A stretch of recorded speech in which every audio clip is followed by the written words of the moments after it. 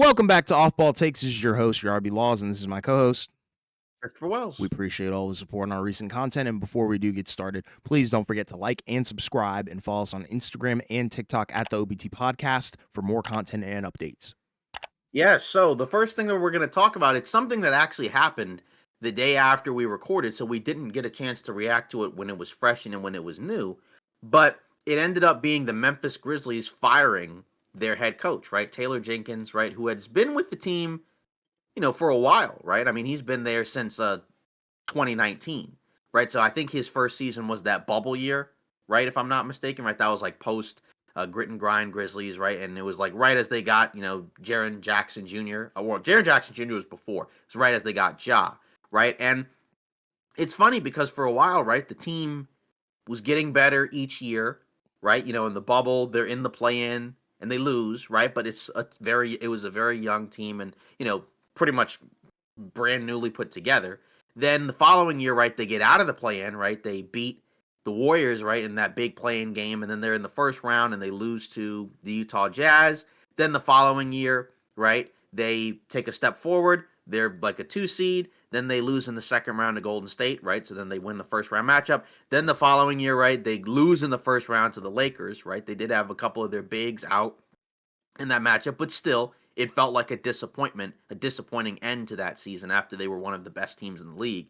Then last year, we know what happened, right? Ja began the season with the suspension, and then, by the time he came back, he did play well for a little bit. They made a push.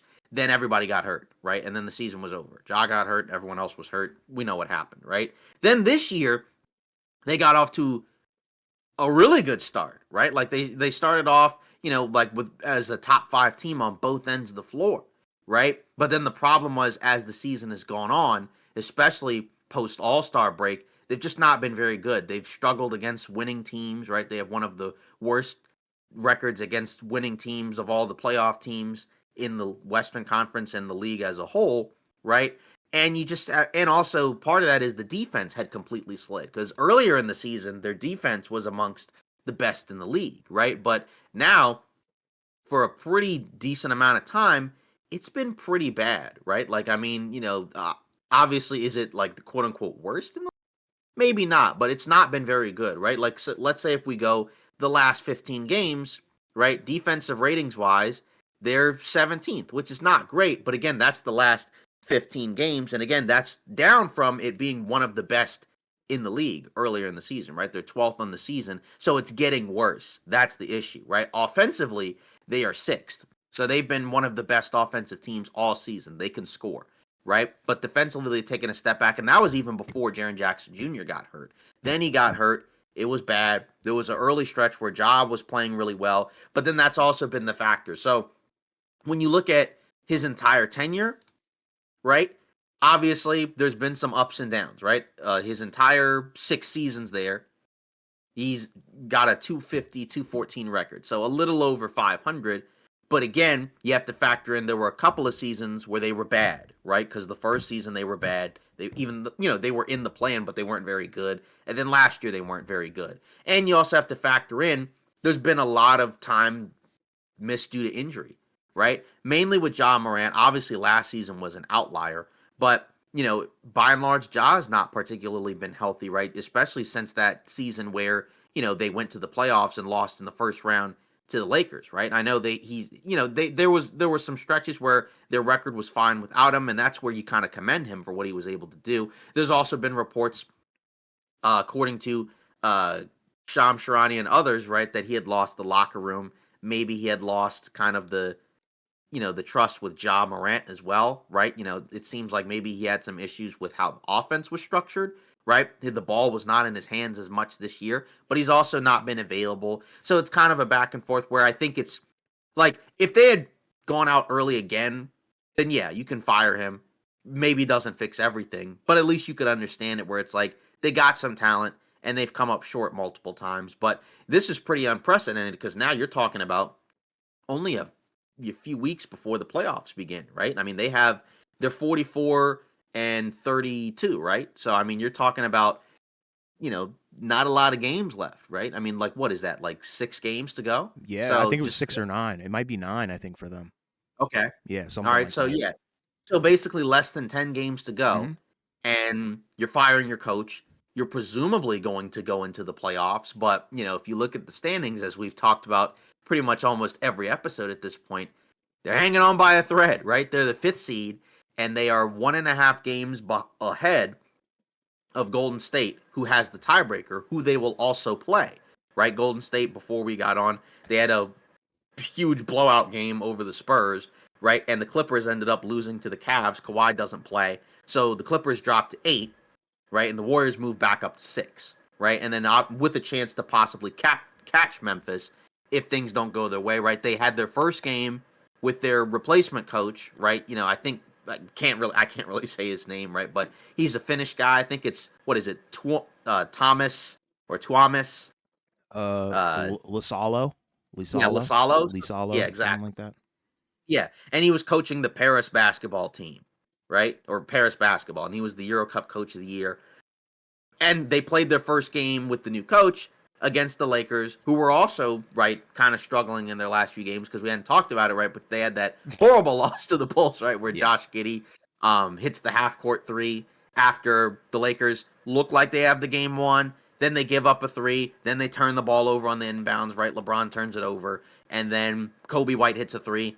Then Reeves hits a game winner after the timeout, or what could have been a game winner. And then they don't stop Giddey. He gets a pretty straight line look at a half court shot. Pretty bad situation, but both teams, right? And this was kind of a big game, and it was a pretty solid game, right? Where both teams clearly were looking to try to get a win. The Lakers built up a big lead early. The Grizzlies fought back, got back into the game. At one point in the fourth, took a lead.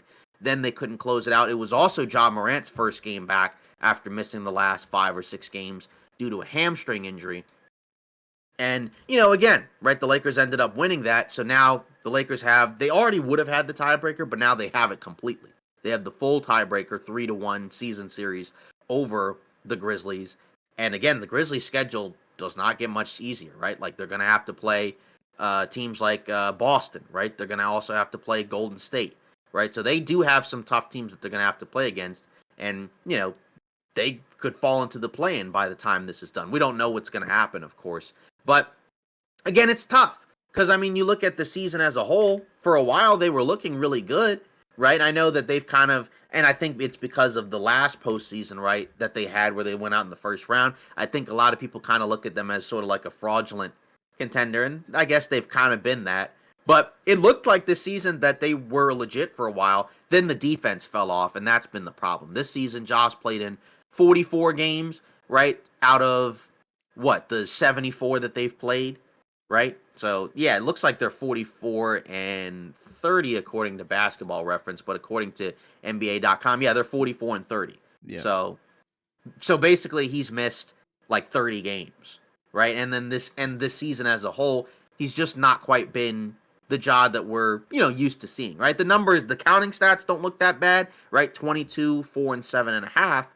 But, remember, 2 seasons ago, right, when he was, an all-star and was, I guess he was 12th in MVP, right? But, he missed time because that was the year where, they made the playoffs, but he did have that stretch where he was out due to suspension, and we didn't know about it until a little bit later, right? He averaged 26 and 8, right? And he shot, 47 from the field, 31 from 3. He's not been a great three-point shooter, but this year he's not shot the ball well either from the field or from 3. Just not been a great offensive year. We know he's not a great defensive guy either. Now, again, you can say part of that is because the offense has changed. The ball's not in his hands as much. Very different type of group, right? Desmond Bane has the ball a lot more. He's played pretty well. Jaren Jackson Jr. has been great. They've got some young players that have helped them out a lot. But it's tough, right? Because, again, as we've said a lot with a lot of these coaches that get canned, not blameless, but not necessarily the number one problem. Like, I think it felt like for a while the team was overachieving and playing really, really well, but it's unfortunate that the defense has slid because now they're going to have to figure it out and kind of just patch some stuff together, again, with less than 10 games to go in a potential playoff run. And there's a lot riding on it, right? Because if they fall apart again, does that have any ramifications for how they build the roster going forward, right? Because presumably they're going to have to extend Jaren Jackson Jr. Obviously, earlier this season, there was post Luka trade, there was a little bit of discussion about could Ja Morant be the next max star that could be moved, right? We don't know. So it's just tough on all accounts. But again, I wouldn't be opposed to them firing him after the end of this, after the season, if it didn't go well, because you could just say it's ran its course, and he may have just, it may just, he may have been fine for the initial part of their ascent, but maybe not the guy that takes him over the top. But 9 games to go seems a little bit insane, and I just don't really think it's going to solve a whole lot. We'll see if there's like maybe a dead cat bounce, where like maybe they play fine early on, then it kind of tapers off, but I don't think it can really solve all their problems. It just, and losing Brandon Clark is a big deal. That's their small ball guy, right? That's, kind of, I think, the center that they like the most of all their centers, right? I mean, Edey's been fine as a rookie, but I think with Clark, you can close with him. He can go, you can play small. He can switch. He can move his feet. And, he hasn't been available the last couple of postseasons. So, again, I think he's kind of had a tough situation with all the injuries, and there have been moments where you give him a lot of credit for being able to kind of persevere and get them wins without, even through the injuries. But I also understand the mindset of like maybe just needing a reset, especially if he lost the locker room, because we talked about that, where once you lose the locker room, it's done. There's not really much you can do by that point. It's just I don't necessarily think that this is going to solve everything. Like I think it's a lot more likely that they go out early then it saves them and then they make a deep run. But maybe it just could be based off of what we've seen, as of late. I don't know. Maybe the new coach has got something different, but what do you think? I mean, now I think we all know that they're going out early at this point, and especially with the play as of late, like you were talking about, as of late, they've just been not really able to buy a win, especially within the Western Conference. And that's, teams below 4-6 in the last 10. Exactly. So, that's against teams below 500 and above as well. And, I don't really have a problem with the firing per se, but I think it's the timing more so, because I think you would probably want to go into a playoff run with a little bit more, I guess, structure to it. I mean, because you're putting the interim guy in a weird position as well. And not only was Taylor Jenkins fired, but I believe 2 of his assistants were fired as well. So clearly, the architects of the offense have been completely rooted out and they're gone. Like, so they've purged that, which is kind of interesting. And that probably, it probably seconds that point that you brought up about Shams reporting about Ja Morant, not really liking the offense and things like that. So I think it probably is more of a case of losing the locker room. And like you said, that's kind of like the nail in the coffin at that point. But, I don't know. Overall, they haven't had the worst season of all time. And I feel like every year, that he's been there, you've seen the progression when they're healthy for sure, because I think, and especially this season, like offensively, I've kind of enjoyed what I've seen. Obviously there were some wonky bits where it's like, why isn't the ball in Ja's hands? But at the same time, the efficiency and the ratings have gone up, tremendously over the last, through this season compared to the other seasons, because, when Ja had the ball in his hands, it was more so, well, he's kind of the only option, and you're going to Jaren Jackson Jr. and Desmond Bane's more of a spot up. But now you're seeing, a lot of creation out of both of those guys. And I think that's the cool part as well. But I don't know, maybe that's kind of like the double-edged sword. You lose the favor of your superstar by having a more balanced offense, I guess. I mean, I don't know. It's a tough situation because you don't really want to lose Ja. And I think we talked about it, a while back where people were questioning, well, do the Grizzlies even really need him? Because they were playing pretty well without him. But, there are times when I think they definitely need that superstar, level talent and guy on their team. But at the same time, they have that strength in numbers thing kind of going for them when they are healthy. So it is kind of like a weird dichotomy system. And, we've seen this before. We saw it with David Blatt getting fired. Granted, it wasn't, I don't think it was this late into the season. So we saw it with Griffin last year. That wasn't that late either. And that's where I'm like, I don't have a problem. Coaches come and go. That's nothing new. But it is the timing and the position that the team is in. It's not like they're, the 12th seed or something like that. We're talking, the 5th seed at the moment, and you're going into the playoffs, and now you've just fired your head coach. I mean, it's just a weird situation in my opinion. But, overall, I don't think it's going to remedy things maybe Ja kind of gets unleashed, but at the same time, I think, you were probably better off keeping him until you guys went out. And I think now, first round exit is kind of what you can kind of slap on this team, in my opinion.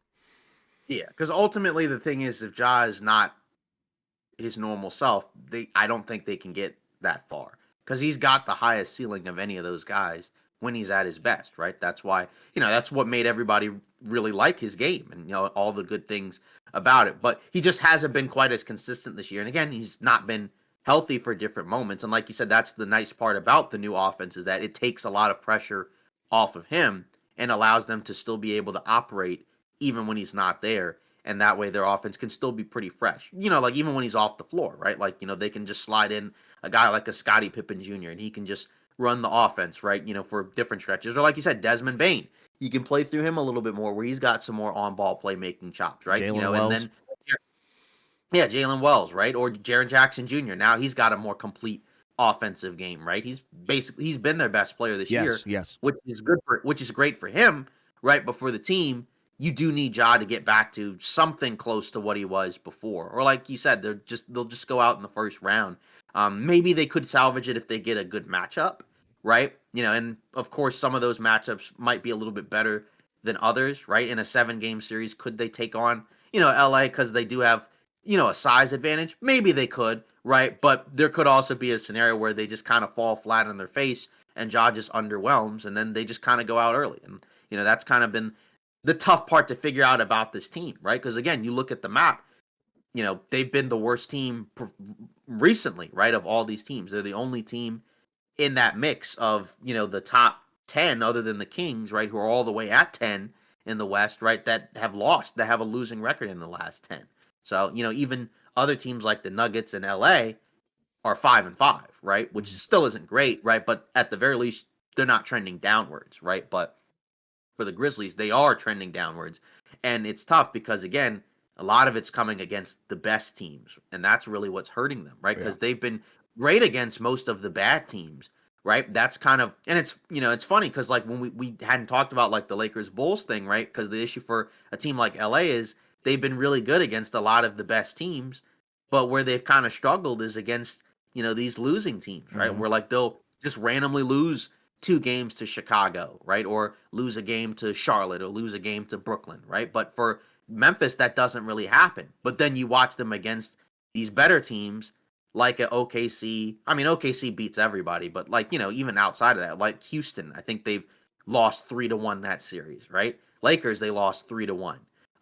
Warriors, right? That's kind of been a team that's had their number for a while, even before this season, right? Mm-hmm. Just they've not been that great against a lot of these winning teams, and that's a problem, right? Because that almost kind of screams first round exit to you, right? Obviously, like the thing is, ideally you want to be as good as you can be against the worst teams because that is how you build up your record, right? But you can't be bad against the top teams. Like that's, for example, like that's one reason why there's a lot of people that have soured on the Knicks, even though they've actually, recently been playing better, right?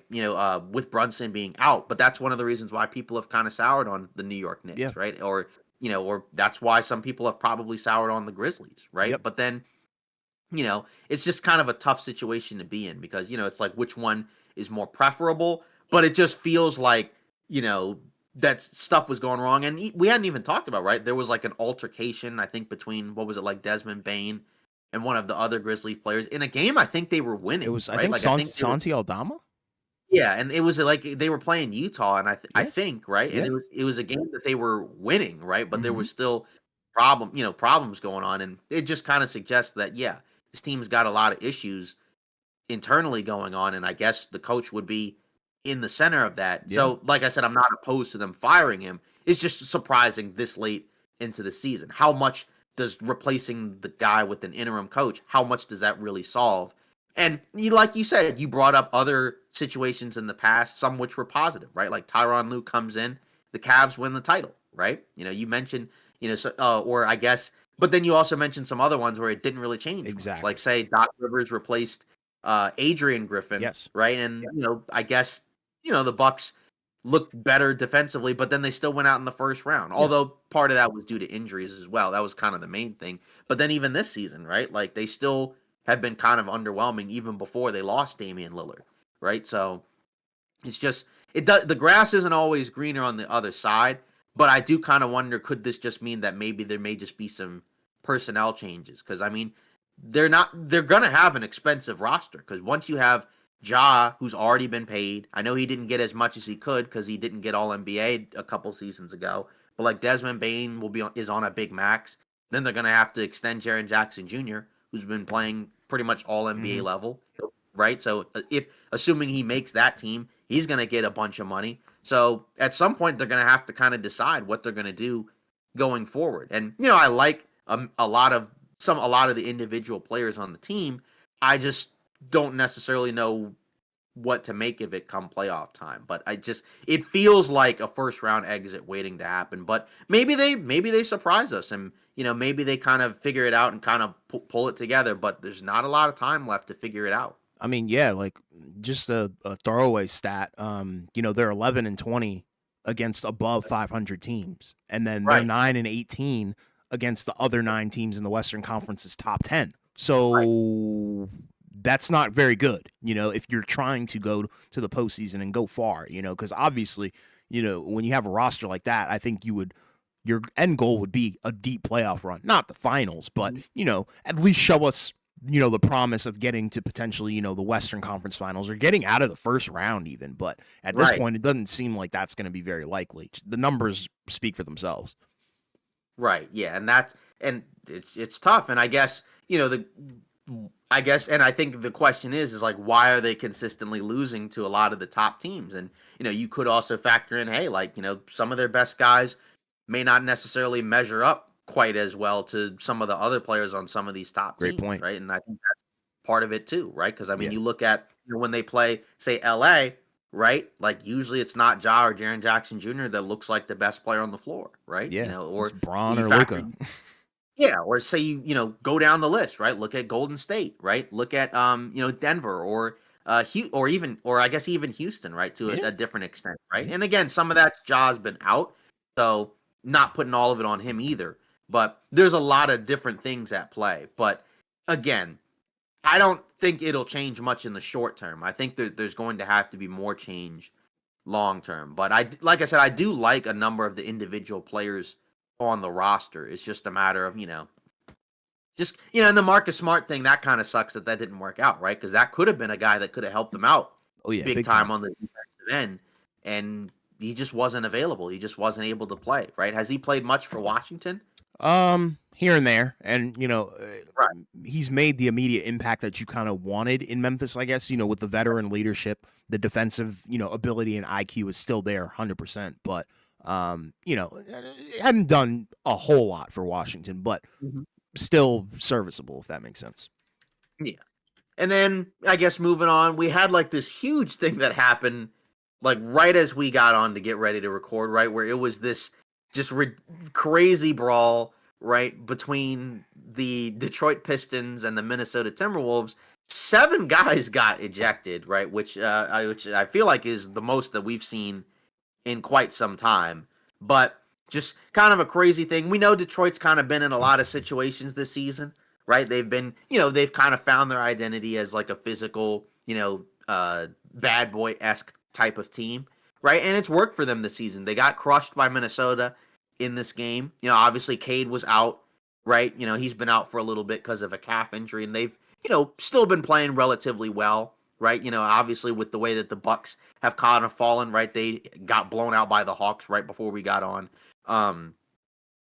They look like they're probably going to be in somewhere maybe the 5 spot in the Eastern Conference, which is really good for them, right? Because again, I mean, they basically tripled their win total from last season, right? I think they won 14 games all of last season, right? This season they've won 42, right? So I mean, that's great. That's a ton of growth from them. Again, very bizarre situation, but they've been in a lot of those type of things before, and again, they've been a great team to watch, I think over the course of the season. And, again, also shout out to Minnesota for getting a big win because they needed it, because they needed to win that game because obviously they're another team in the Western Conference that's fighting for their lives in the playoffs. And overall, they've played well in their last 10 games, even though they've had a couple of bad losses here and there. Yeah, crazy brawl, involving players, coaches as well. It's freaking crazy. Isaiah Stewart, Yep. Dante DiVincenzo, Naz Reid, Ron Holland, Marcus Sasser, Yeah, all yeah. those Right.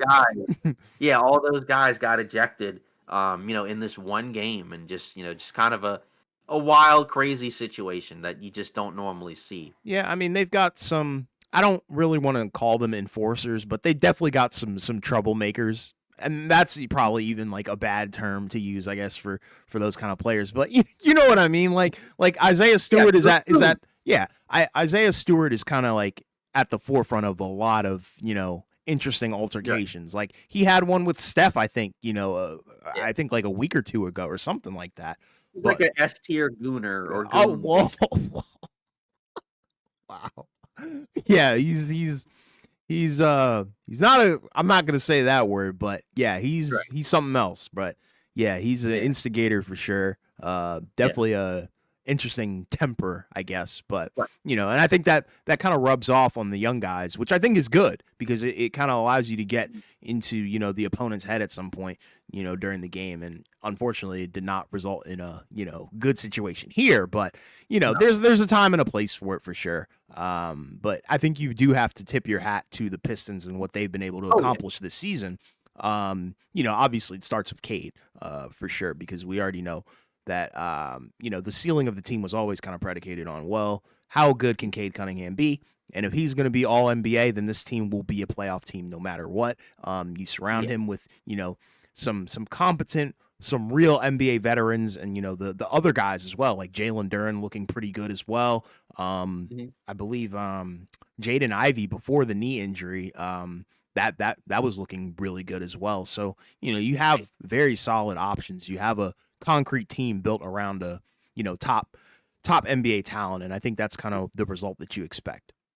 Yeah, the combination of the veterans Yeah. providing that outside shooting, and then just the improved play of a lot of the young guys, right, have made a lot. Because that was a question that we had going into the season: was, hey, do all these young guys kind of fit together? Because some of them seemed like they were tough fits. Like we weren't really sure if Cade and Ivy could necessarily work that Yes. great, right? But both guys took their games up another level this season, Yes, and sir. obviously Cade, like you said, all NBA level guy. So that's a big part of it too, right? Asor Thompson, right, being that defensive, athletic wing, right? And and it's funny, right? Like that, just the fact that they've been able to figure all that out and cobble all of it together. And even recently, right? Like the Dennis Schroeder acquisition, right? He's kind of been playing more minutes as Cade Cunningham's been out, right? Because they had already been without Ivy because he had, like you said, the fractured leg injury earlier in the season.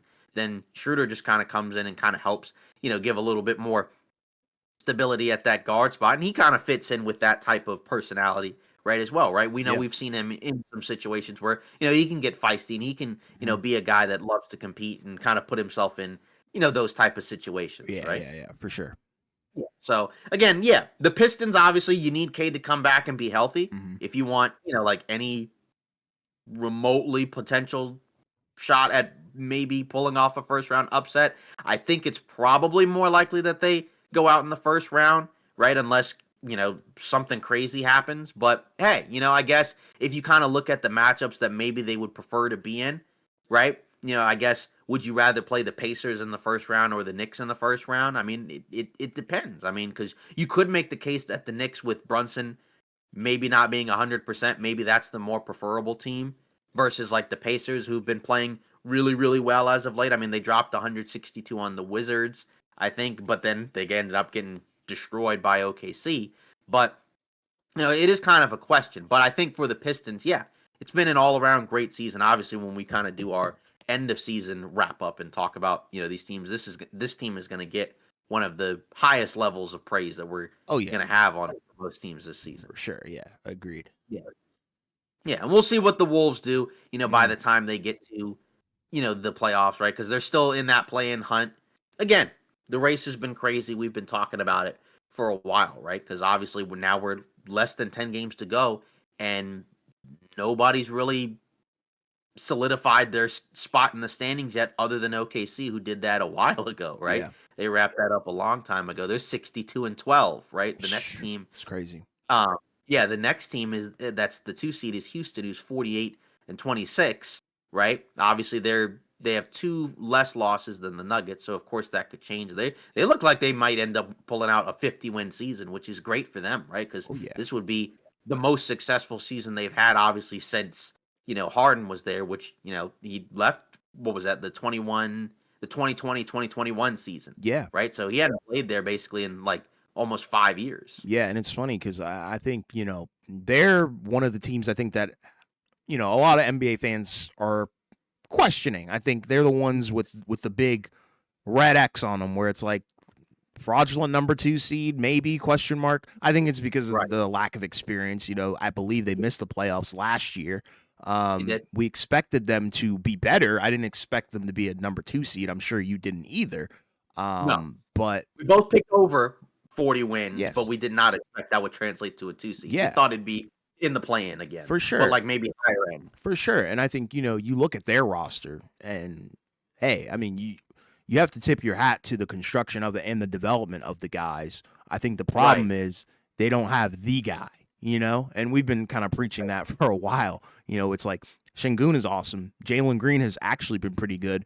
Especially at this late in the season. I guess this is just like his time of the year or something. But Men Thompson now too has emerged this year. I was about to say him, and I think he might be on track to win MIP, maybe question mark. But yeah, he's been amazing on both ends of the floor and what he does, and cohesively that team is legit. They've got the defense. It's crazy. Like I think that team strikes a lot of fear into probably a lot of the teams that they'll potentially be playing because of that defense. But I think offensively is probably where we might see them struggle. But yeah, like you said, you have to tip your hat to that team because 48-26 record. I don't think a lot of people saw that coming. Yeah, that's the thing is over the course of the entire season, they are 4th in defensive rating, right? And then offensively, they're 13th, right? And that's kind of where, and that, like you said, that's still above average. Yeah. But we know that is a weakness of of their team, and like you said, part of that is they don't have a superstar, right? And that's kind of the main. It's that plus the lack of experience that makes a lot of people want to pick against them, regardless of who the matchup is. I think, like worst case scenario, even if they go out, I think it'd be a tough first round matchup for a lot of teams, just because it's a very physical, athletic team that can get up and down the floor. Obviously, come playoff time, you can't do that for 48 minutes. There does become a point where you do have to play more of a half court offense style, and everything's going to be slower paced. So there is a level of, it probably isn't going to work as well come playoff time. But you just never know, because you could also make the case of, well, what if one of their young guys just explodes and just has a crazy series, right? You could have a scenario where, like you said, Jalen Green, who has been playing well, for this for a while now, right? Especially like you said, as of late, there could be a scenario where what if he just pops off and just kind of becomes like, this high level scoring perimeter guy, that they need. Maybe it doesn't happen, right? Because there's the track record is that it probably doesn't happen, but you just never know. And that's kind of, the case where I don't think they'll be favored regardless of who they play in the first round. But I do think that there are teams that they could probably match up against better than others, right? Like probably an older team that doesn't like to play an up and down style of play, right? Or that just doesn't have a lot of athletes. That's going to be a tough matchup. Like it's not going to be a first round matchup, but I could see maybe a team like LA, like not that they would completely lose to Houston, but I could just see it being like a difficult-ish matchup because they have a lot of guys that could pick you up full court, that could play ball pressure, that could just every time you miss, they're going to get out and run. Obviously, if it's a close game, right? Maybe you might feel like that's where Houston probably just kind of, just falters. But for them, they're going to have to turn these games into ugly games, right? It's going to have to be like these super low scoring affairs where nobody can score, everybody's gassed, everybody's tired. And that does kind of tend to benefit a team with a little bit more size and also just an athleticism and some younger, fresher legs, right? Yeah. So that's kind of what you'd be looking for a team like the Rockets. But I guess are there, and again, like I would still probably not pick them in any of those matchups. But like, do you see a team that you could potentially see maybe being, a team that they could feel like we should beat this team? Yeah, that's the tough part because I don't know. Right. I don't think either of us has them kind of pinged as a contender. Right. But I think we are Exactly. afraid of them for sure because of their talent on their roster, especially on both ends of the floor. Like Amon Thompson and Tari Eason, those guys, being on the floor together should be freaking illegal because of the havoc that they can wreak on the defensive end. But Right. I could see them giving, well, if it's going to be in the first round, I mean, I don't know. It would have to be in the next round, right? Because the thing is that if they stay the 2 seed, Yeah. then they'll be playing somebody from the play-in that play-in tier, and that could be anyone from maybe like 5 to 10, right? So it could be it could be like Memphis, it could be Golden State, it could be Minnesota, the Clippers, the Mavs, or the Kings if they get out of the play-in as a 9-10 spot. Probably not likely, but I guess let's say 5 to 8, right? Like that's probably Who they the play, most yeah. likely scenario that they could match up with in the first round. Probably Golden State then. You're saying like you would pick Golden State over Houston, or you think they would beat Golden? I would pick Houston over Golden State. Okay, I know that's probably like the hottest of all hot takes, but I I could think it see it. is. I could see it. I think they have, the perimeter, Okay, defense and personnel to wreak havoc and, be complete disruptors. However, the problem is, I think offensively, where's your where your punch is going to come from? Because if right. Jalen Green doesn't show up, I don't think Şengün is going to be that much of a threat to a team like the Warriors. I don't know, could be wrong, but I think you would need Amen Thompson and Jalen Green to kind of just take over the game at that point. I think the roadmap. I think the roadmap would have to be a scenario where they're bigger, more athletic guys like Thompson and Şengün. I think those guys would have to be really good Yeah. because if a guy like Şengün's going to stay on the floor, which they kind of I think they would need him, and he's one of their best players. He has to be really good. Yes. So that's going to have to be a scenario where he's going to have to take advantage of, probably being matched up against a guy like a Draymond, who's a great defender. But that's an element of like you're going to have to use your size, in a scenario like that. And again, there's some matchups where it looks like it's a little bit tough for him, right? And like I said, I think it's possible. And he can't it's defend. My God. Right. Yeah, like that's going to be the other issue as well, because they're probably going to pull him out, and then that's probably going to open up drives. But that's where you do have all your athletic, physical guys. Yes. So I think don't sleep on Udoka too. I feel like Udoka might be able to get the most out of these guys in a 7-game series. We'll see. Sure, there's a road. I would probably still favor Golden State, but I think at the very least, like there's a roadmap for the Rockets if they continue to play as well as they've been playing. It just kind of comes down to like, again, is there a coming out party for those young guys? Like, do they all of a sudden become the best versions of themselves in a playoff series? And then also for Golden State, what does that look like, in a playoff series where, again, you do now have the Butler factor that you have to worry about, where, he could be a guy that could just go off and explode offensively, or he could just be a guy in the game that kind of just acts as another facilitator, right? So he's got a lot of different roles. I mean, the Clippers would probably lose to Houston too in a 7-game series, but like that's a team where it's like they do have some athletic guys, but it's still an older team where like, a guy like Harden, maybe he, kind of succumbs to maybe some of the defensive. Yeah, and they haven't even beat them in the regular season yet either. Right. Yeah. So like, now maybe you could also factor in, all right, well, Kawhi, if he's healthy and he does his thing, maybe that puts him over the top. But that's kind of the case for all these teams, right? Because like a lot of these teams have a player that's better than any of Houston's guys, but you could at least make the case that, okay, maybe collectively there's a team scheme, right, that they could pull off that could make a game ugly, and then they just run up and down the floor. I don't know. I think that's a tough case to make. I mean, they're really good at home, and if they stay the 2 seed, then they're going to have home court. But would it shock me if they end up kind of just blowing home games?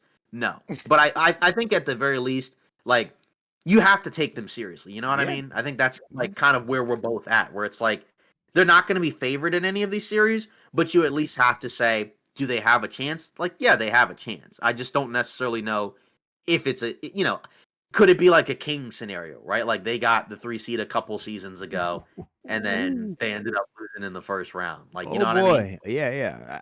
It's the all going to be difference is matchup that, based, bro. right. The difference is this Rockets team is way better defensively. Oh, and I Right. think that Like, elevates their ceiling a little bit for me right. personally. Like they don't have a De'Aaron Fox level guy No. necessarily, but they do have a much better defensive group, and that could just be again, a coming out party. But I think the problem is it's their first postseason together with a lack of experience. So I think probably the most likely scenario is they go out. But would I be shocked if they pulled off a first round upset? Like, no, I wouldn't.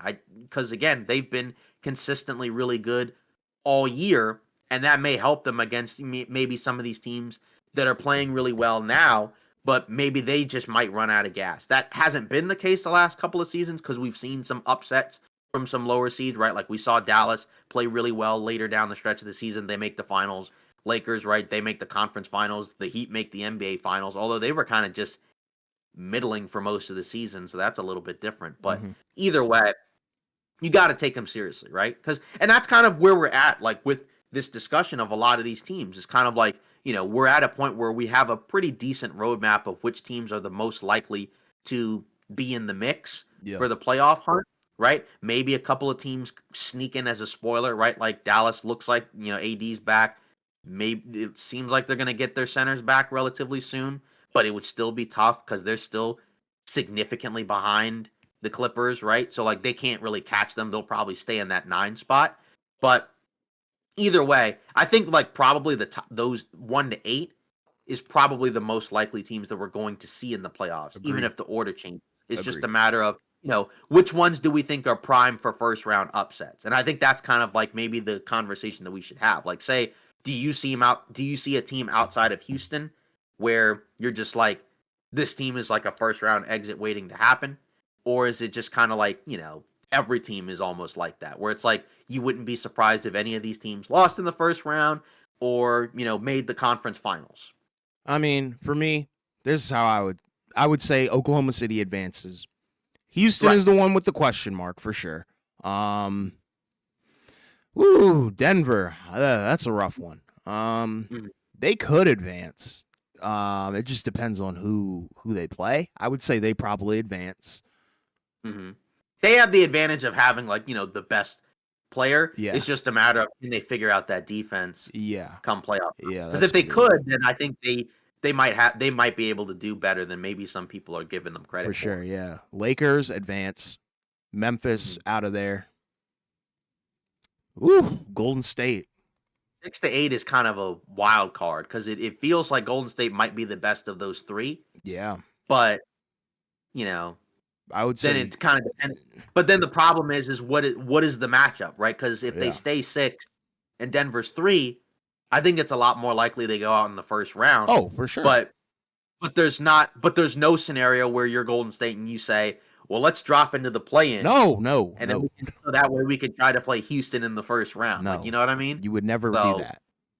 Right. So I guess just because the East, feel like we kind of can pretty comfortably feel like it's probably down to 2 teams. Yeah. Maybe the Knicks play a spoiler, possibly if Brunson comes back and is healthy. I think that's at least in the cards. You do have to give them the benefit of the doubt. They've not been great against the best teams. Maybe Indiana shocks us, right? Or maybe Lillard comes back and the Bucks do something. But I feel like it's probably down to those 2 teams. Yeah. But let's kind of do like a roadmap, I guess, of the Western Conference and just kind of make this interesting. Where like if you're, let's take 1 to 8. I guess you could factor OKC maybe a little bit out of this, but I guess we can start with them. If you're OKC between 2 through 8, which team scares you the most?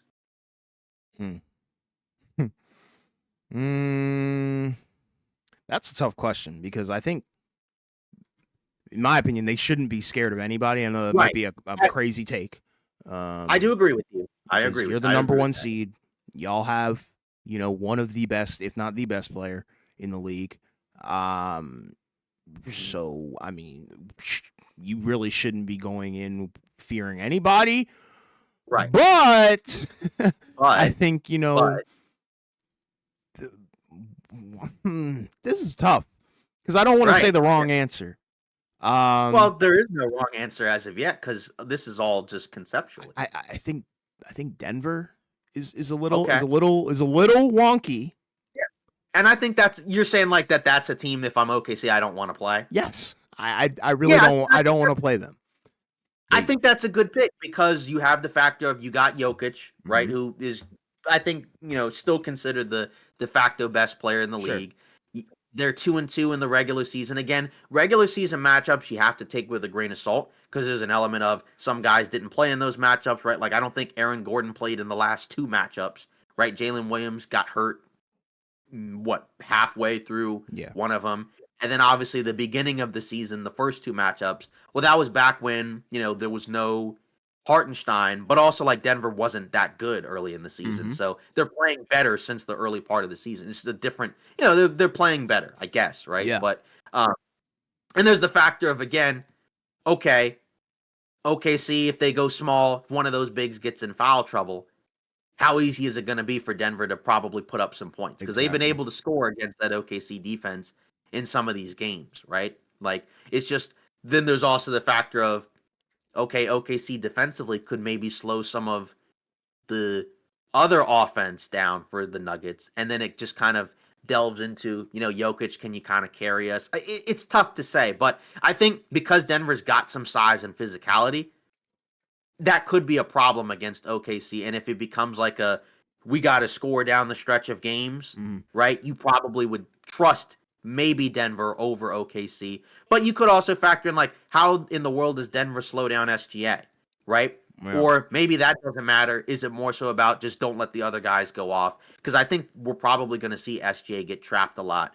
And then it's going to come down to those other guys. Can they help out? If they can do their jobs, then I don't think it matters who they play.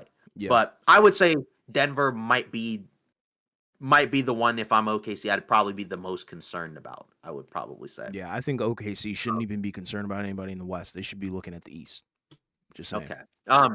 What do you think about the Warrior matchup? Because it seems like regular season wise, they're 2-1 against OKC. Yeah. Do they play them again this season? I can check for you right now. Yeah, I think schedule wise they play they don't play them again. Nope, they do not. Okay, so yeah, they're 2-1 against OKC this season. Golden State is, and they've had some weird games. Right now, there's also again grain of salt, right? Like one of OKC's wins, I think Steph was out. Yep. But then I don't think Chet has played. I think he got hurt in the first matchup against Golden State, but that was back with the original roster, right? They haven't played any games against Golden State. Like they haven't played each other at all since the Butler trade. Right. So that's like kind of an unknown there. But you could also factor in, all right, well, Golden State goes small. They're pretty good when they go small. So maybe they could match Oklahoma City's small ball lineup. And I guess you could also factor in, okay, right? Because a lot of these matchups, if the teams are close in talent, could come down to who's the best player in the series. Is there a scenario where Steph outplays SGA? Like, it could happen. Yeah. Right? I mean, like, obviously he's 37 and he is, older, but he is one of those guys that could just get hot in a series and just kind of completely flip the series and break the math, right? Just right. He could have, a 12-point individual stretch that closes out a game, and then Golden State ends up winning a matchup that it doesn't seem like they have any chance of. Yeah. Right. After Butler, I think the concern still comes from who's another guy that can kind of give you some level of consistent offensive production. I think that is something that you have to ask if you're Golden State, because it's a lot of guys that on a given night they can contribute offensively. They're going to get a lot of great looks because of the gravity, right, that Steph has. But there's still a level of there's a lot of guys on this team that either can't shoot or just aren't great outside shooters, and they're just not going to be guarded, right? Peyton, when does he come back, right? Because they kind of need him, I think, for the extended run, because that's the guy that you need to guard a lot of the other perimeter guys, right? But what do you think of that? Or are you just kind of in the line of like, still probably Denver is the scariest one if you're Oklahoma City? I mean, Warriors are intriguing. I think the Steph factor is something that should scare them for sure. Because I think you got Butler who could potentially be like a number 2 in a series, right? Yeah, I think the factor of the superstars on their team, and then also, the experience as well, both those guys, being extremely valuable and very good playoff performers. Like, I think that might, shake a little bit of your confidence, but at the same time, I think They can take them. I think they really can take them. I think I like the versatility that Oklahoma City has, and to be honest, I think Denver is the only one that really scares me because of that superstar factor. Like, yes, Steph is great at his age, but I think Jokic is on a completely different level, and that's why I think their eyes are probably on Denver, and they're probably hoping that they get bounced, so they don't have to play them. But we'll have to see what that Right. looks And like. the thing is, right. And ideally, right now, if you're OKC, you probably would prefer Denver to stay in the 2-3 bracket, Yeah, right? So that way, because if they drop to 4-5, then they will play them in the second round. Whereas if it's 2-3, then it'll be like, all right, let them play somebody else. And then, whoever we get, it could be Denver, but it could also not be Denver, right? yeah, So I think that's probably the ideal scenario. We already talked about Houston, and I guess Denver by extension, right? Then you'd say you'd want to play OKC, yes, sir. right? That's the team I guess that you'd be worried about. But if you're Denver, which team would concern you the most, right? Because if you're saying, because like you're saying OKC, is a team where Denver should feel good about. Who would you be concerned about if you're the Nuggets? Probably the Warriors. Okay, you think so? Only because I think, how do you contain Steph? Okay, And how do you contain not only just Steph, but also Jimmy as well, in terms of him taking that pressure off? Because what if Jimmy starts popping off and then that allows Steph to pop off as well? Then you're right. in trouble. Because I don't even think, Yeah. I don't, we haven't really seen it, but I don't really think a Jokic game, a Jokic masterclass could really save you from Jimmy and Steph both popping off. You know what I mean? So Yeah. that Mhm. that would I probably be an interesting I matchup that would think the scare me. problem for Golden State against this Nuggets team is I just feel like the lack of size, I think, becomes a Sure. problem against a team like Denver, where over the course of a series, they're going to get tired, they're going to get fatigued against the big team, and the big team is just going to have an advantage if both teams are tired. Hmm. And I think it's just comes down to I think Jokic is probably going to be the best player in that series. I don't think I can really see a realistic scenario where Steph is the best player on the floor. Like he could Mm, have a really good series, mhm. but like you said, I think the tiers I think is what makes it tough. Yeah.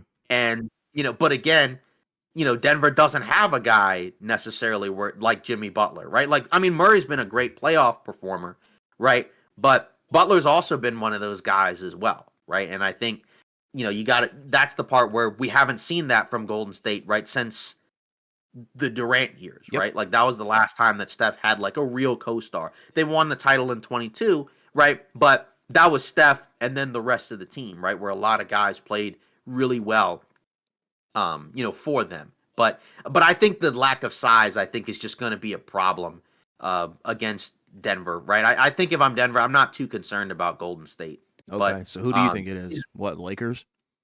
that could be, I think, potentially one that could be a problem only because then you got to factor in, all right, well, they got three guys, right, as opposed to two Yeah. that they seemingly, have had some problems with, right? Like even a guy like Austin Reeves, right, who's been playing great, they haven't, they've had some problems against him defensively, right? Luka, obviously, who's the guy that you ideally put in there? Could there be a scenario where like maybe he doesn't outplay Jokic, but could it be close, at least offensively? Maybe right? And then you just factor in, all right, well, 2 and 3. Who are the guys after that? I think Denver, you still probably would have to give them at least somewhat of an advantage, especially if they have home court. But I do think defensively they may have some problems trying to slow down all three of those Laker guys. And then if the other guys get some open shots, that could be a problem too. I think, the lack of depth may be a little bit of an issue for Denver as well, especially in that big spot. But also the Lakers don't have a lot of center depth, right? It's mostly kind of forward depth. But Yeah.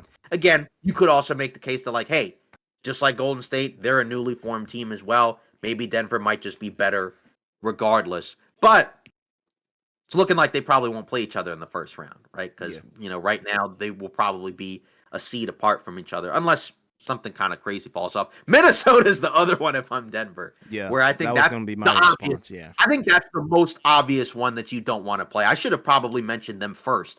I Yeah. think, because obviously they're in the play-in right now. We don't know what's going to happen with Minnesota, Exactly. but That's why I didn't if want to I'm say them. Denver, that's the matchup that I definitely don't want to play. And it feels kind of dumb because they've been a play-in team, but it just seems like every game that they've played this season, Minnesota's just completely annihilated them in pretty much every sense of the word. They seem very comfortable playing against Denver. They don't really have much of an answer for Edwards. Even Randall's played pretty well against them as well. McDaniels has gotten some things together. So, and, just as a whole, it's another team that's been playing well recently. Like, if I'm Denver, I think that's probably number one on my list other than OKC. But I think Denver should feel fine against OKC. But I would still personally, as of right now, pick the Thunder. Yeah, for sure.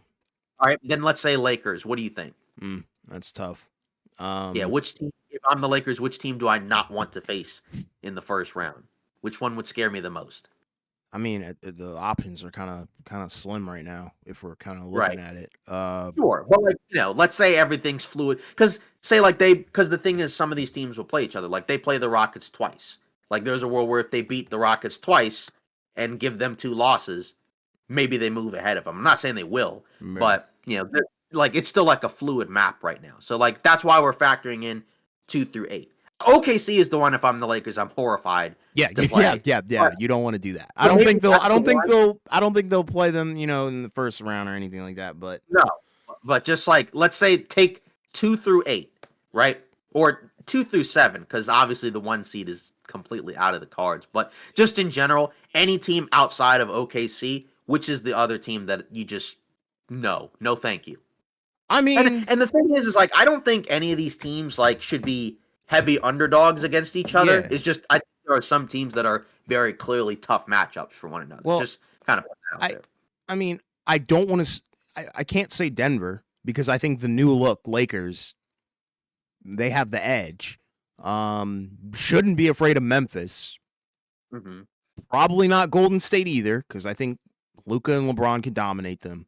Maybe Minnesota. Mm-hmm. I'm tempted to say them.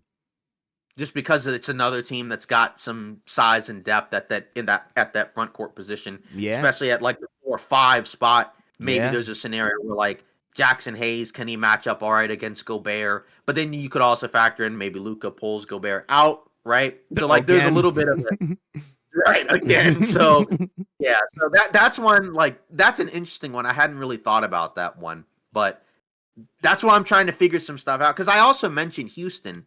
It's just.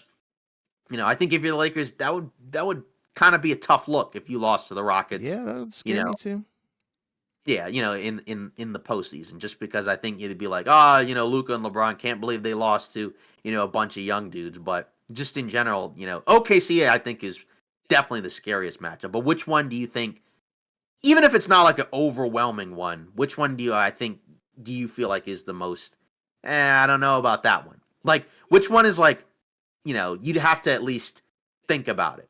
Like, because I think there's a couple, like you said, where it's like, yeah, I wouldn't be concerned too much about Memphis if I'm LA, especially with the way they're looking right now. It might have to be Houston because they could terrorize them. You know what I mean? Where it's like, sure. And I'm not saying, Luka Doncic is going to be completely taken out of the game by Tari Eason and Amen Thompson. But defensively, I think they have the personnel to make that team uncomfortable. But on the flip side, the Lakers have the experience and the talent to dismantle that team and expose them.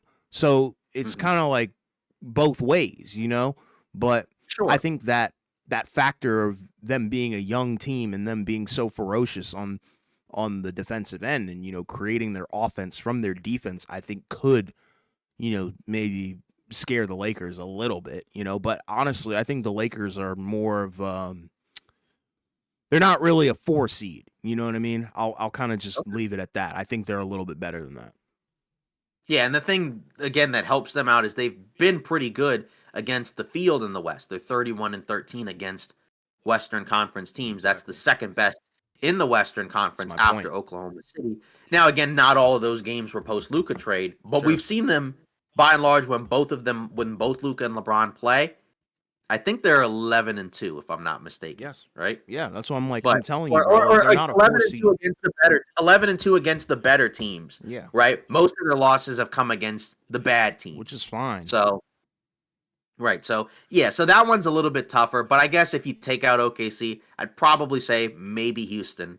Again, like you said, some of those are maybe 50-50s, 55-45s, sure. Right? Like, I could see Golden State being like 55-45, 50-50 either way, just because, like Steph could be the best player in that series, right? He could go off. We know that the Lakers have some problems guarding more of these athletic guard type players, right?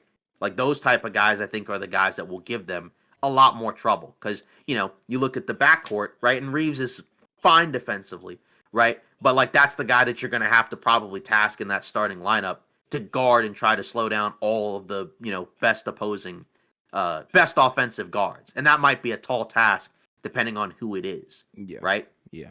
Like a guy like a Jalen Green, he's not as good as Steph, anywhere near as good as Steph, but he does have an athleticism, shot creation advantage to him from it. Just he can, get to the rim and dunk on your head. And that might be a tough matchup because the Lakers are not that athletic of a team. Yeah, and they're gonna attack Luka and hunt that mismatch every time. Yeah. So Then if we're talking about Memphis, I feel like they're just kind of the team. They're another team where it feels like it's hard to pick them against the rest of the field. Like, I'm not saying that they couldn't win any of these matchups, but just with the way that they've been playing against a lot of the top teams, it feels like they could lose to any of these teams. But yeah, I think they're done. Mhm. Yeah, they're And first then round exit. yeah, and then for the Warriors, I mentioned Denver. I think you mentioned a different team, right? So that I don't want to play if I'm Golden State. Yeah, if I'm Golden State, probably don't want to play. I don't know. I mean, Mhm. Oklahoma City obviously is the Right. big one. That's like the one where like you don't want to really play I don't at think all. I anybody think there wants are to teams play that would them. feel more comfortable against them than others. Like, you know what I mean? But ideally, like, but none of those teams, well, not none. Like, if you're in the play-in, you might have to face them in the first round. But, I think Golden State feels like they can avoid the play-in because just, they got an easier schedule, I think, unless maybe they just have just a couple of stupid losses. Yeah, Golden State probably don't want to play LA. Think so? Yeah. You mean like the Lakers, Yeah, right? yeah, Not, yeah. are The you talking about? Lakers. Yeah. When I say LA, I'm not talking about the Clippers, but the Lakers. Yeah, Okay. they probably don't want to play the Lakers. Yeah. Okay. Then if you're Minnesota, who do you want to avoid? Mm, Because the problem with them is they're in the play-in right yeah, now. yeah, But yeah. with everything being so fluid, the 2 seed could be Houston today, but then at the end of the season, it could be Denver, right? It could be, LA. I'm not saying it will be, but I'm just saying it could change. But, I know they and then would probably obviously, want to play Houston. hmm I would think yeah, so. because I think, what did they go on in Two and that one. season? I think 2-1. I think so. Okay, because I know they had that weird game where like Edwards hit like the ridiculous game-winning three. Yeah. I think there was a play-in game where Houston beat Minnesota in overtime. And then I think there was another game where I want to say one of those teams was shorthanded, and I don't remember which one won. But it's again, regular season matchups are hard to kind of factor in. But for Minnesota, yeah, you're saying like you wouldn't want to play Houston, or they would want to play I Houston. think they would want to play them Okay. because they can probably. They're one of those teams that probably has not like the edge, but Right. the personnel to expose that team. To see if They're they're both real or defense. fake. Yeah, they're both defense first teams, but you could factor in, all right, Edwards is a guy that we know, could He's a explode in riser. any He's a game or riser. any series. Right. Yeah. So we know he could explode, and that could be the equalizer against everything else. Yeah. Right. Now they also have a couple of guys that are playoff droppers, right? But maybe Edwards just plays at a level where they don't hurt you as much. Yeah. Or maybe they just do hurt you a ton. Maybe they don't want Right. to play Like a guy like LA. The Lakers? Do you think they might try because and avoid the Lakers? I mean, at this point, obviously, all these teams are going to win every game, try to win every game they can. But I do think it'd be an interesting matchup because Minnesota defensively has a lot of different guys that they could throw, on Luca or LeBron or Austin. But then you still have the factor of, um, how is Gobert going to look in this series defensively? Because he's going to have to come out to the perimeter, right? Can he punish their smaller lineups? He could, right? Because again, outside of Hayes, they don't have another center that they play in the lineup, right? So that means we're going to see a lot more LeBron and Rui at the 4 or 5, right? Could those guys hold it down and keep Gobert off the boards? Maybe, but I don't know. I mean, because Gobert's a big dude, so Yeah. that's part of it. But I think that one I would probably lean LA. Yeah. But, because I think, because of the overall offensive talent. But, maybe Minnesota could pull it off. But I think I'm probably with you where you probably want to play Houston if you're Minnesota. But again, not if you have to be in the play-in. Yeah. Yeah. Then if you're the Clippers, that one's a tough one because I feel like we've seen what they look like when Kawhi is healthy and plays, right? Obviously, in the playoffs, there's no back-to-backs. So hopefully that means he doesn't have to sit out games. It's just we don't really know with him usually. But if he's healthy, right, they're another team that could, knock out some of these other teams. Again, there's a factor of what does it look like come playoff time? Again, it's a team that does have some more athletes, but they also have guys outside of Kawhi where it's like, what does Harden look like in a Yeah. postseason series, right? Because he could be a guy that they kind of are able to take out of a series a little bit because we've seen it before, right? We know Kawhi is a guy that's generally been awesome in the postseason. Zubac has had a great year. Norman Powell, does he still continue to go crazy come playoff time, right? Because that's the other, him and Zubac are the X factors here because they do have some guys outside of Kawhi and Harden where, let's say Harden has a little bit of a rough series, but then it's made up for by like Norman Powell and Zubac, right? Like they play better and that kind of masks whatever Harden's doing. Maybe, but obviously with Zubac, you have a big that you can put out there, right? And he's a guy that, can still play well against certain types of matchups. He's had a great season. Yeah. But Underrated. I mean, yeah, that's one where I don't think they'll be favored in any of the first round matchups, but I think they could pull off an upset. I don't know if Minnesota would be favored either, but I think there's at least a couple matchups where like I could feel. I mean, it would still feel silly to say let's pick Minnesota over Denver, but it just feels like we've seen it, Sure. right? Maybe it looks different come playoff time because that's also a factor as well. But I don't know if I can like confidently just say like, oh yeah, this team, the Clippers, this is the team that if I'm the Clippers, I'm obviously going to, we're obviously going to win against. But if you're the Clippers, I guess who do you not want to see? OKC. They're Right. and unfortunately they're the 8th seed right now.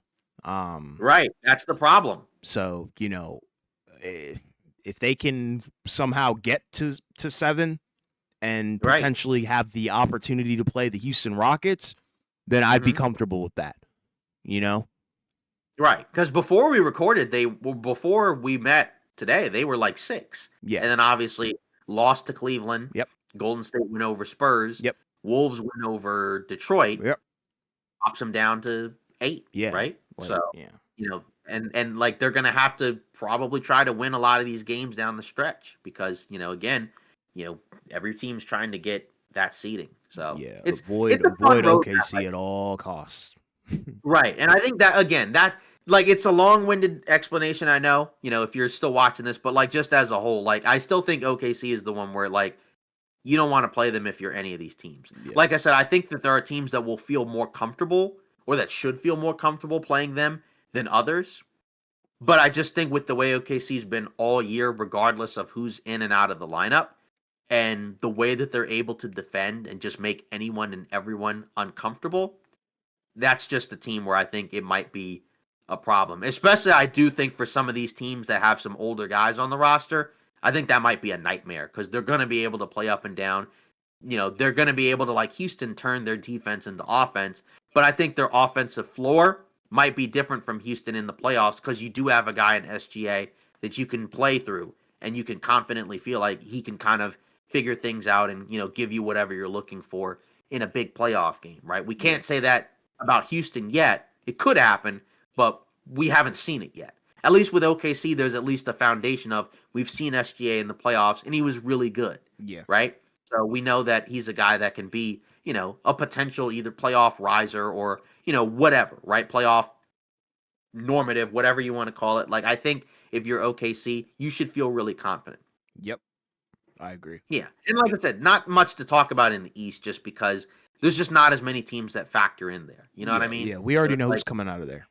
Right. But I guess the question is, with the way that Cleveland and Boston have played, right? Like Boston's won 8 in a row, 9-1 in their last 10. Not a ton of like great teams that they've played, but guys have been in and out of the lineup, right? Like Tatum's been out for a little bit. There's been other games where, like, Jaylen Brown or Drew Holiday or some of these other guys are out. And then Cleveland's 5-5 in their last 10, including a loss to Detroit. And then, of course, I think that also includes the 4-game losing streak I think that they had, right? Where it was like, what was it? Kings, Clippers, Suns, and whoever else it was, right? But as of right now, right? Like, do you feel any differently about either of these teams? No, they're fine. Nope. Cleveland, it's the end of the season. Granted, they're not finishing the season as strong as, a team like Oklahoma City, but at the same time, Mhm. that doesn't, make me question, their validity. I think Boston, we already knew that they were good going into the season. We knew that from the jump, obviously. But, them being on an 8-game win streak, I think is kind of them, you know, asserting a little bit of late dominance. And we already know that they're going to perform very well in the postseason. So, um, it was more of their season wasn't really an odd one per se. I think it was just the expectations of last year were kind of weighing on the roster as a whole. So, Mhm. that kind of happens at times. You'll see a team take a step back in the regular season, but then, Yeah. still show up and perform like they did in the postseason the previous year. So that's kind of what I'm expecting from them. It does feel like that they're clicking and peaking at the right Oh time, yeah, so that's a good thing, right, for them going into the playoffs, momentum right? is real. But yeah, exactly. So because Cleveland's been, not quite as good, but they're still 60-15. Exactly. So, and I just think first round shouldn't really be concerned. I know some of the lower seeds are starting to play a little bit better, right? Like the Hawks are 6-4, or the Hawks and the Magic are 6-4 in their last 10, and then the Bulls are 7-3 in their last 10, and now the Heat have won 4 in a row. But I still think if you're Cleveland or Boston for that matter, like, you're not worried at all Yeah. about the first round matchup. I mean, Yeah. I think We shouldn't be worried till the conference finals. right, yeah. That I think that's where we've been at for a while now, right? Not much has really changed in the Mm-hmm. East. Yeah, so but either way, I guess, we can also probably go over we did have a couple of comments, I suppose, that we can probably read off, Sure right, thing. from our last couple of episodes. I think, yeah, over the short, right? We didn't really have short comments, but we did have some video comments that I guess we could read. We had one from Miami Heat Network who said, "Let's take this podcast over." Right? So I'm assuming that means some type of collaboration. So if you want to do that, obviously you can just message us and, let us know, and we'll see what we can do there. Yeah, for sure. Frequent collaborator of ours, you're always welcome on the show. And, we appreciate you always, bro. So, anytime you want to collab, just hit us up, bro. Yeah, exactly. And then we also got a few comments from Keith Wells GP3GD. Okay, interesting. He did leave a few comments. He said prayers up for Dame. We talked about that on our last podcast because obviously, if you hadn't already heard, right, he's out indefinitely with the blood clot right in his calf. Yeah, that was kind of what we prefaced that whole, scenario with was the prayers, obviously, for sure. Because it's crazy, that's a process that nobody should really have to go through at all. And Yeah, yeah, Buck's season is probably done because of that, and I think that shows you how valuable Lillard is, right. to the team because you can't replicate what he brings. But Mhm. it's unfortunate, with injuries. Yeah. Yeah. Then a couple other comments. Yeah, the Bucks are done. Could the Freak be headed to the Knicks? We won't get into that much until we actually did have on our IG. We did another poll um, from that showcased our last short, and the question was, is Giannis gone after the season? Because it was tied to our short about Lillard being out, and we got 67% of responses said no, and then 33% said yes. So it seems like most people picked that they don't think he's gone after this season. Yeah, I mean, it's interesting. I don't think he'll go, honestly, but we'll kind of have Mhm. to see how it shakes out. I think a couple of things would have to go pretty wrong. I think outside of this Mhm. whole situation. Yeah. Well, that's the end of today's episode of Off Ball Takes. And again, let us know your thoughts in the comments about Memphis firing Taylor Jenkins, right? Whether or not you think it's the right move. Was it too early, right? Maybe they should have waited a little bit. What do you think about the Western Conference roadmap as a whole, right? Do you kind of agree with our, theory crafting about, which teams should want to play who and which teams don't want to play who? And obviously, also, again, feel free to leave comments about, anything else. Again, as we've talked about before, right? We're on all the socials, so you can follow us. If you leave a comment, we'll read it at the end of the video. Obviously, if you want to answer these polls, right? We put them up as all these videos come up, so you can answer those as well and kind of join in on the responses, right? And also continue to like and subscribe to our channel and help us grow. We appreciate all of that, and we'll see you in the next episode.